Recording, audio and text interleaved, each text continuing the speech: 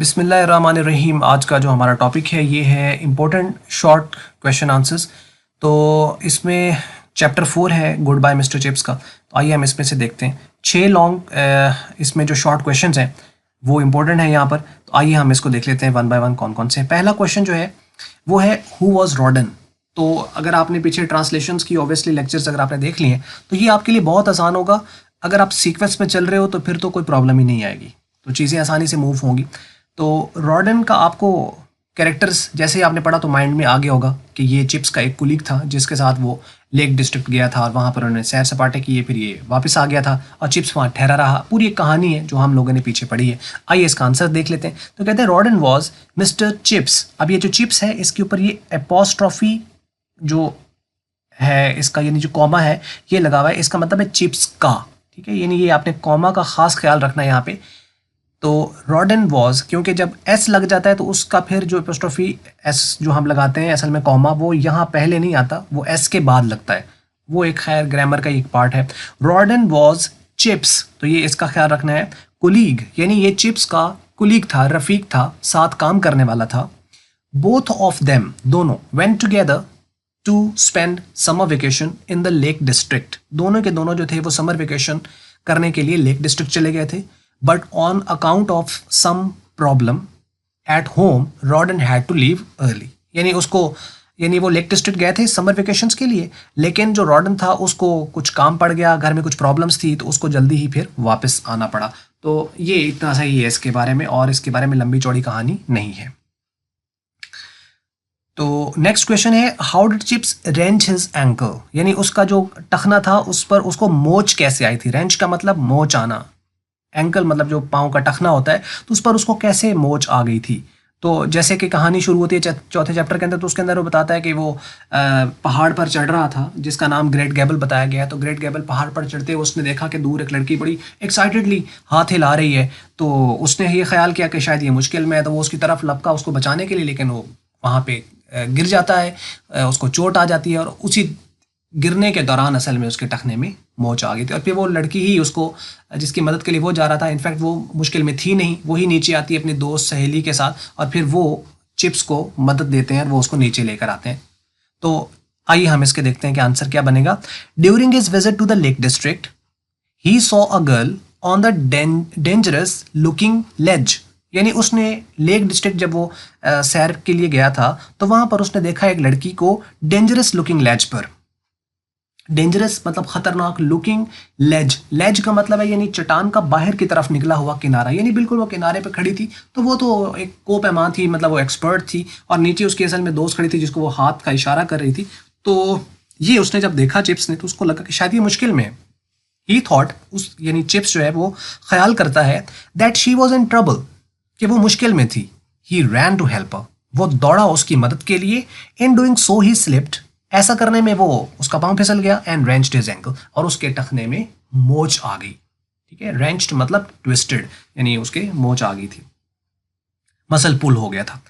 तो ये आंसर समझ लग गया होगा, आसान सा है। और उसके बाद है तीसरा question, describe Katherine Bridges physical grace. यानी जो कैथरीन ब्रिजेस है उसकी जो फिजिकल ग्रेस थी, यानी उसकी जो लुक थी वो कैसी थी वो बताना है। तो Katherine was a young girl of 25, यानी ये एक नौजवान लड़की थी 25 साल।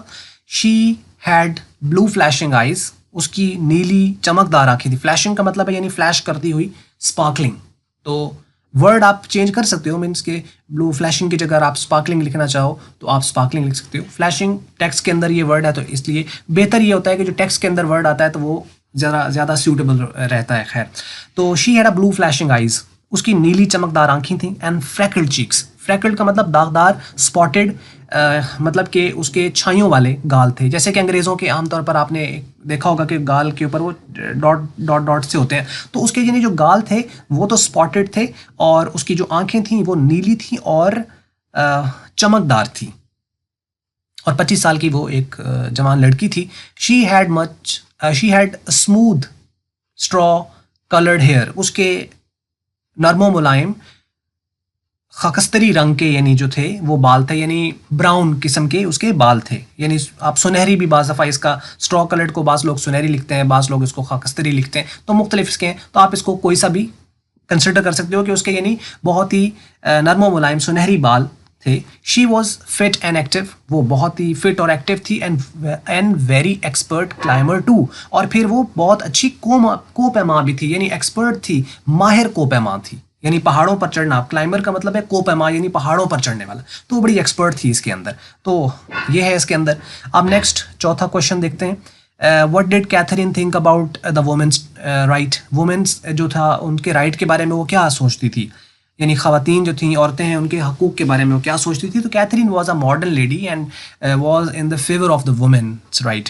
वो मॉडर्न लेडी थी और in the favour of the women right थी, वो वुमेन राइट के हक में थी, फेवर में थी, कि उनको जो औरतों हैं उनको हकूक़ मिलने चाहिए। और इनफैक्ट वो ये चाहती थी कि जैसे मर्द जो है वो काम करते हैं और बाकी सारे काम वगैरह वो सर अंजाम दे सकते हैं, तो औरतें जो हैं वो भी सर अंजाम ये काम दे सकती हैं, तो शाना बशाना उनके साथ चल सकती हैं, कोई प्रॉब्लम है सच नहीं है। ये उसका मॉडर्निज्म था जो कि चिप्स को पसंद नहीं था। तो Katherine was a modern lady and was in the favour of the women's right. She believed that women ought to be, ought to का मतलब है यानी शुड, वुमेन्स उन्हें चाहिए, शी बिलीव्ड, उसको ये लगता था, वो ये समझती थी, वो ये यकीन करती थी, या उसका ये भरोसा था कि वो जो औरतें हैं उनको चाहिए to be admitted to the universities, कि उनको यूनिवर्सिटीज़ में एडमिशन मिलने चाहिए, एडमिटेड टू द यूनिवर्सिटीज़, के उनको यूनिवर्सिटीज़ में एडमिशन मिलने चाहिए। She even thought that they should have the voting right, और वो इवन यहाँ तक सोचती थी कि उनके पास वोटिंग राइट भी होना चाहिए, कि वो वोट भी कास्ट कर सकें। तो अब तो ये ऑब्वियसली हर जगह पे ऑलमोस्ट हर कंट्री के अंदर ही है, लेकिन पहले जिस दौर में ये बात कर रहा है तो शुरू के यानी 90s को जो दौर था 1890 वगैरह इसका, तो उसके अंदर ये इतना ज़्यादा कॉमन नहीं था, तो उस वक्त ये कुछ चीज़ें चल रही थी, तो ये तब की बात इनफैक्ट वो यहाँ पर कर रहे हैं।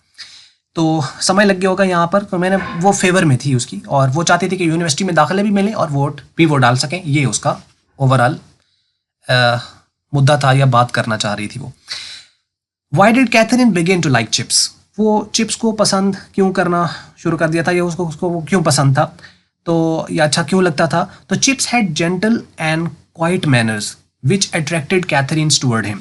तो चिप्स जो था उसके शरीफाना और खामोश तौर तरीके थे, मैनर्स यानी खामोश तबीयत का था, तो और शरीफाना शख्सियत का वो मालिक था, ये कैथरीन को अच्छे लगते थे, और इन्होंने ही कैथरीन को उसकी तरफ अट्रैक्ट किया। She liked his honest views, वो उसके जो ऑनेस्ट व्यूज़ थे यानी जो ख्यालात थे वो उसमें ऑनेस्ट था, ईमानदार था। वो जो बात होती थी, ठीक है कि वो आउटडेटेड होती थी, लेकिन ईमानदारी से जो सही बात होती थी वो कह देता था, लेकिन वो बहुत पहले की बात होती थी। तो she liked his honest views, यानी उसके ईमानदाराना जो नज़रियात थे उसको वो पसंद करती थी। दो वर आउटडेटेड, कि वो पुराने तो होते थे, दो चाहे वर आउटडेटेड, चाहे वो पुराने होते थे, लेकिन ये था कि वो ऑनेस्ट थे तो वो उनको पसंद करती थी। She also liked his smile and brown eyes, वो उसके जो स्माइल थी उसे भी पसंद करती थी, और उसकी जो ब्राउन आइज थी वो भी उसको अच्छी लगती थी।